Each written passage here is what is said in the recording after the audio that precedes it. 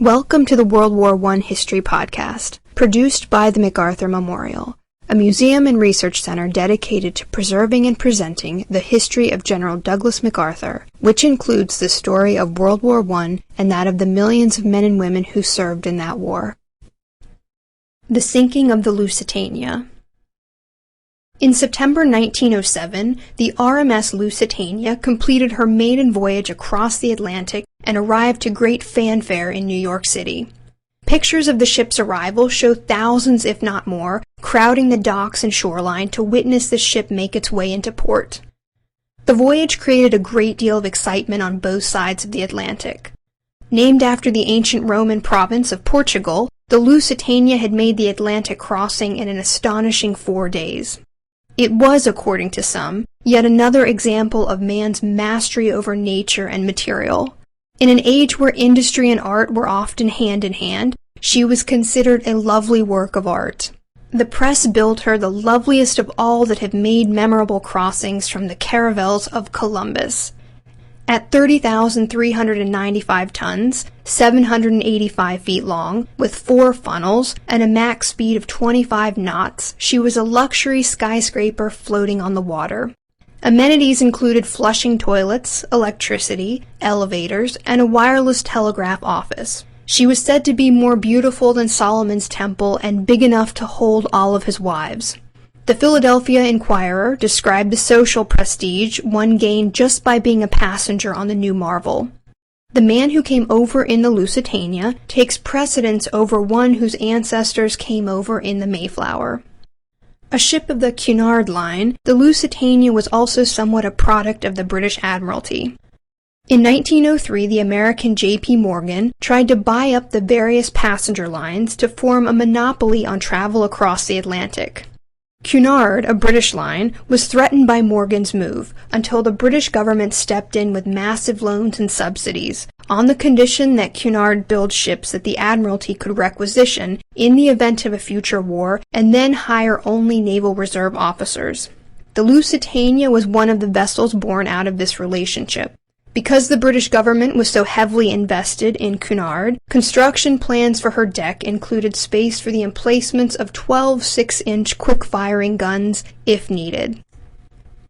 Atlantic crossings during the late 19th century had been very dangerous. 1 in 6 passenger liners ran aground or were lost at sea. It was such a dangerous trip that author Catherine Ledoux offered this travel tip to female passengers.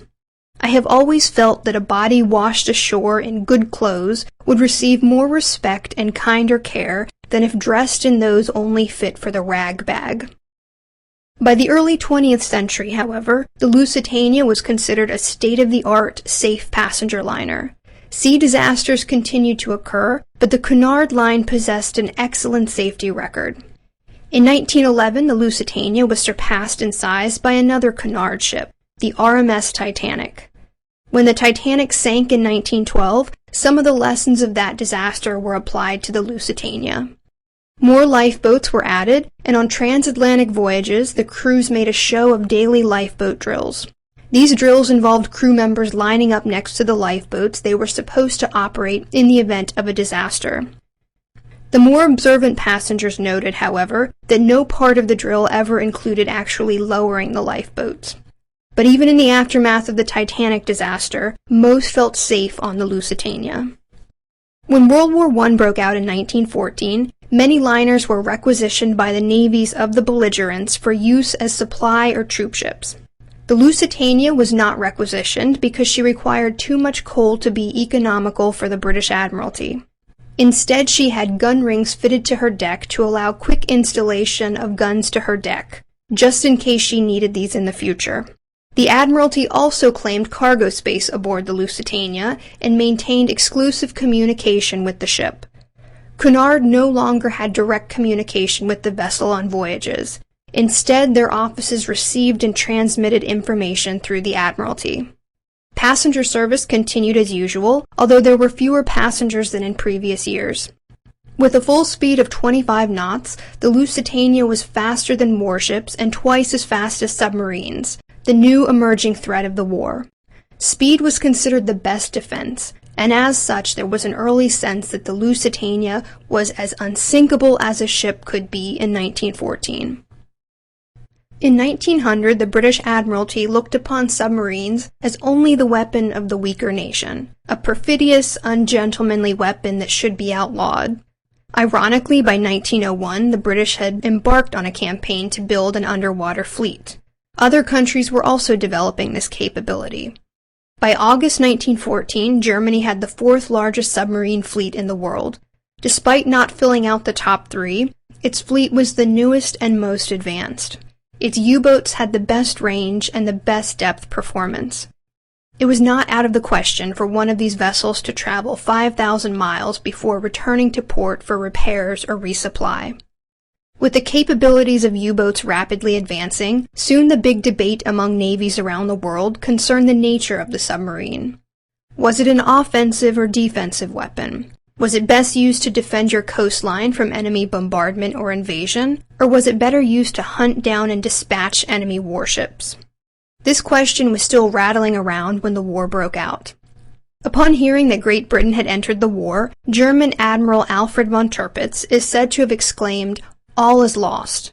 Squeezed between its enemies Russia and France, Germany now had to deal with a blockade by the British Navy as well. The German press spun the entry of Great Britain into the war as a mean-spirited stab in the back. For the British, the German invasion of neutral Belgium was the act of a brutal nation willing to trample the innocent. Stung by this bad press and surprised by Britain's entry into the war, German hatred and bitterness was largely focused on Great Britain early in the war. This feeling only intensified as British warships began stopping and searching ships headed to Germany. The Royal Navy seized any cargo, whether equipment or food, anything that could help Germany's war effort. It didn't matter if the vessel was neutral or not. The legality of these seizures was questionable, but German protests were ignored. Since the war had started, both sides had done everything they could to cut off each other's supplies, often ignoring international law and selectively defining what contraband was. As stalemate was reached on land, Germany began looking to its submarines to break the deadlock. On October 20, 1914, a German U-boat had sunk a British merchant ship off the coast of Norway. Prior to sinking the commercial vessel, the crew of the U-boat had boarded the ship, searched the cargo, and then ordered the crew to abandon the ship. As the ship was scuttled, the U-boat obligingly towed the crew members' lifeboats to shore. The U-boat captain was worried about being disciplined for these actions. No one had ordered him to sink a commercial vessel, and no one had envisioned a direct war on commerce. So far it had mostly been searches, seizures, and the laying of minefields to disrupt shipping. In the end, however, the worried captain was actually commended by his superiors for attacking the enemy's supply line. A new precedent had been set, and a vulnerable new target had been identified. On February 4, 1915, Germany announced a campaign of unrestricted submarine warfare that would begin on February 18th. The campaign would turn the waters around Great Britain into a war zone, except for a designated route north of Scotland. The safety of ships of Allied or neutral countries in this zone would not be guaranteed. This campaign was justified as a way to counter what the Germans perceived as the unscrupulous blockade of Germany. The hope was that most ships would avoid the area rather than risk destruction, and thereby starve Great Britain out of the war. The announcement prompted objections from the Allies and neutral countries. Although there had been a great deal of rule-breaking and bending by all, unrestricted submarine warfare was seen by many as crossing a very serious line. Many saw it as a direct assault on an international naval code of conduct that had existed since the time of Henry VIII. Termed the Cruiser Rules, this 16th century pillar of international relations had established a custom whereby an unarmed ship could not be destroyed on sight. She could be boarded and searched, but if indeed neutral, she had to be let go. If she was not neutral, she could be destroyed, but only after proper accommodation had been given to passengers and crew. Despite protests from Allied and neutral countries, the Germans inaugurated their campaign of unrestricted U-boat warfare and lodged a few more of their own complaints. Winston Churchill, a 41-year-old First Lord of the Admiralty, had actively encouraged British ships to fly flags of neutral countries to baffle and confuse the enemy. The Lusitania did this in February 1915 on a voyage from the United States to Great Britain, when at the request of nervous passengers she flew the American flag instead of the British flag. The Germans saw instances like this as a major breach of good faith. The Germans also questioned the quality of America's neutrality. The United States government offered no aid to the Allies, but cited international law that said American individuals and corporations had the right to engage in business with any country. American businesses such as J.P. Morgan lobbied for and received permission to extend credit to the belligerents. Theoretically, this credit and access to American goods was available to anyone, even the Central Powers, but the British blockade of Germany made German participation in this market impossible. Therefore, it was the Allies, particularly the British, who made the most of this seemingly bottomless supply of resources. Between October 1914 and May 1914, hundreds of millions of dollars in credit had been extended to the British alone. Within a year of the war, this number would surpass $1 billion. America was neutral, but German bitterness towards America was growing. Seen as linked by culture and language, and by a rather pro-Allied neutrality, American supplies reaching the Allies were soon seen as visible evidence of the perfidious nature of Britain and her offspring. Many German officers believed that the only way for Germany to survive the choking blockade she was faced with was to destroy any Allied or neutral shipping bound for her enemies. This responsibility fell heaviest on the shoulders of the young U-boat captains. Germany was in a fight for her life, and the ends would justify the means.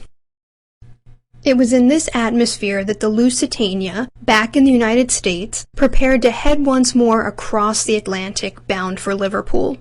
On Saturday, May 1, 1915, passengers began boarding the Lusitania in New York City. The morning papers featured a printed warning from the German embassy, reminding people of the U-boat campaign and the fact that the Lusitania was traveling into a war zone. The warning advised passengers that they were taking their lives in their own hands by traveling on the ship. The warning produced excited chatter as passengers boarded, and some did cancel their trip, but for the most part people were reassured. Speed was supposed to be the best defense, and even operating on 3 instead of 4 boilers as part of a wartime economy measure, Lusitania was still faster than an enemy vessel. Plus, many passengers thought that Germany would never target a passenger ship carrying Americans. To do so seemed to invite the entrance of the Americans into the war on the side of the Allies. Passengers were also reassured by the fact that the ship's captain, Captain William Turner, had signed the ship's cargo manifest and declared that there was no contraband aboard. This alone, in the minds of many, meant that there was no reason for a German U-boat to target the Lusitania. In fact, the manifest would be updated after the Lusitania sailed, to include 4,200 crates of Remington rifle cartridges, packed 1,000 to a box, 1,250 cases of shrapnel shells, and 18 cases of Bethlehem Steel Company fuses. This illegal contraband made up a very significant portion of the Lusitania's cargo. But the passengers didn't know this, and as the ship began its voyage, most tried to shake off their fear. A total of 1,962 were aboard, 1,266 passengers, including 139 Americans, and a crew of 696. There was also other news to talk about. Word was circulating about the introduction of chemical weapons on the Western Front, and there was also a little bit of glamour to the trip. The millionaire Alfred Vanderbilt was aboard, as was a smattering of other famous passengers. There were also a lot of Canadians trying to reach Great Britain in order to enlist. These topics and people provided a bit of a distraction, but seasoned travelers noted that unlike normal transatlantic cruises, the atmosphere aboard was relatively subdued. Conserving coal, the ship made slower than normal passage across the Atlantic. Meanwhile, back on April 30th, U-20, under the command of Captain Lieutenant Walter Schweiger, left Germany to begin a patrol of the southern coast of Ireland. Ironically, he had been ordered there based on disinformation the British had fed to the Germans. To distract the Germans from the landings at Gallipoli, the British had leaked reports of troop transports getting ready to leave the southern coast of Ireland with the intent of invading Schleswig-Holstein. This campaign of misinformation put U-20 in the path of the coming ocean liner. Schweiger proved to be an industrious submarine captain. Anxious to strike a blow for Germany, his diary is peppered with references to the ships he was hunting. On May 5th, 4 days into the Lusitania's voyage, Schweiger finally sank a ship, a schooner with a deck gun. Later in the day, he fired upon a 3,000-ton steamer that was flagged as a neutral Norwegian ship. In his diary, he mentioned thinking the Norwegian markings were fake, and without investigating further, fired a torpedo at the vessel. The torpedo missed its mark, but soon reports were being sent to the British Admiralty about a sub operating off the South Irish coast. Warnings were broadcasted to ships entering the area. By May 7th, as the Lusitania neared the coast, 23 merchant vessels had been torpedoed in the area that the Lusitania was headed for. Some of these were destroyed by Schweiger's U-20. The same day, President Wilson's personal envoy, Colonel Edward M. House, was invited to Buckingham Palace by King George V. With increased U-boat activity, the two talked about the possibility of a passenger liner being sunk. House told the king he imagined the American public would be horrified if a passenger liner were targeted. The king absorbed this information and then asked, "Suppose they should sink the Lusitania with American passengers aboard?" Meanwhile, the passengers on the Lusitania began packing up their cabins in preparation for arrival in Great Britain. The mood noticeably improved. Many believed they had beat the odds, and with the voyage nearly over, they were in a jubilant mood. By 1 p.m., land was in sight, and land implied security to many. At 1:20 p.m., Schweiger spotted a forest of masts and stacks. He and his crew initially believed they were seeing multiple ships, but soon one huge passenger liner came into focus, the Lusitania, and she was heading right towards them. Immediately, Schweiger ordered his crew to dive to periscope depth of 36 feet. The Lusitania was about 2 miles away. For a short time, she changed course, and Schweiger worried he would lose her, but then as Captain Turner and his crew worked to triangulate a course for the Lusitania, they unknowingly turned the ship right back into the path of U-20. At 2:10, Schweiger gave the order to fire a torpedo.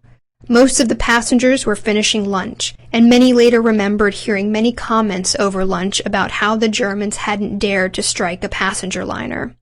A lookout on the starboard side saw a torpedo 1,000 feet away, streaking through the water like an invisible hand with a piece of chalk on a chalkboard.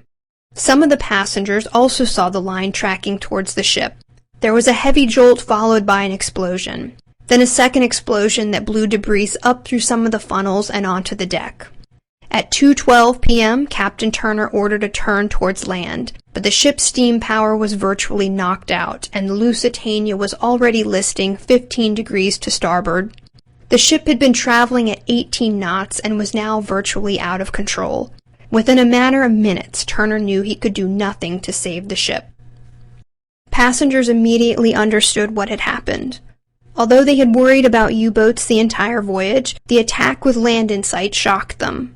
Some poker players with good hands chose to keep playing cards, but most passengers started frantically for the decks. At 2:14 p.m., the electricity on the Lusitania blinked out. The wireless operator switched to emergency radio sets to send out distress signals. Below decks, the sudden darkness merely increased the terror. With no electricity and with the ship listing at an ever-increasing angle, the elevator stopped, trapping passengers in decorative metal cages. Seamen below the decks were also unable to get to the top deck to help with lifeboats.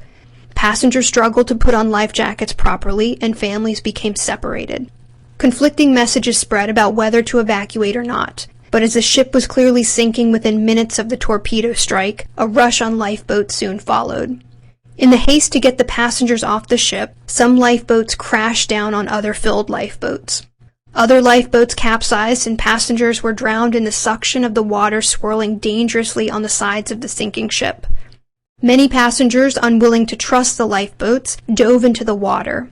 Lifeboats that had successfully entered the water frantically rowed away from the sinking ship. Many husbands and wives refused to be parted. Some women were forcibly pushed into lifeboats. Chaos ruled the decks. Survivors later wrote of the callousness and violence exhibited by many fellow passengers. In the frantic struggle to survive, in some areas it was every passenger for themselves. There were also heroes, however.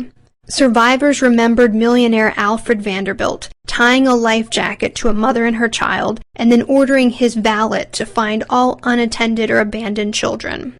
As his valet corralled children, Vanderbilt was seen carrying 2 children at a time to waiting lifeboats. Passengers described him as calm and collected. When the deck submerged, he was washed away and never seen again. Other men and women also tried to help their fellow passengers. Captain Turner remained on the bridge until water washed him overboard into the sea. He managed to cling to a floating chair and was later pulled unconscious from the water. As the bow of the ship sank, some passengers rushed for the stern. It had been 18 minutes since the torpedo struck. The bow soon struck the seabed, and the stern, with propellers still rotating, emerged above the surface in a manner similar to the sinking of the Titanic. To the shock of many struggling in or on the water, the ship quickly slid beneath the waves. Survivors remembered human screams and the groaning of the ship's hull and funnels as metal bent and separated. What struck them most was the silence that fell over the water as soon as the ship went under. The ship had traveled about 2 miles from the time of the torpedo attack to the moment she sank. Survivors were scattered along this trail, about 11.5 miles off the old head of Kinsale. In all, only 6 out of 48 lifeboats had been launched successfully. Of the 1,962 passengers and crew, 1,191 lost their lives that afternoon. The main cause of death was drowning or hypothermia. Those that survived the sinking had to wait for hours in waters at a temperature of 52 degrees Fahrenheit. A total of 764 passengers were rescued. 3 later died from injuries sustained during the sinking. Many survivors later could not forget the trauma of watching children and babies die of hypothermia. The Cunard Line offered local fishermen and sea merchants a cash reward for bodies found floating in the Irish Sea. Some were recovered as far away as the Welsh coast. 289 bodies were recovered, 65 were never identified. 885 victims were never recovered. The sinking was condemned by the international community. The next day, the German government issued an official statement that the Lusitania had been carrying contraband of war, making the sinking justified. Great Britain stayed silent on this topic, instead choosing to exploit the propaganda value of an attack on innocent civilians. 128 Americans lost their lives in the sinking. The British hoped this would draw the United States into the war, but despite the horror that swept through the United States, most Americans, President Wilson included, did not want to suffer the horror of a European war. 2 years later, however, when Germany once again announced a campaign of unrestricted U-boat warfare, the specter of the Lusitania rose again in the minds of Americans. Combined with the Zimmermann telegram, it helped push American public opinion in favor of a war against Germany. Captain Lieutenant Schweiger, the U-boat commander who sank the Lusitania, was later killed in action on September 5, 1917, when his submarine U-88 hit a mine and sank while being chased by a British Q-ship. Thank you for listening. If you have any questions, suggestions, or comments, please contact Amanda Williams at amanda.williams@norfolk.gov.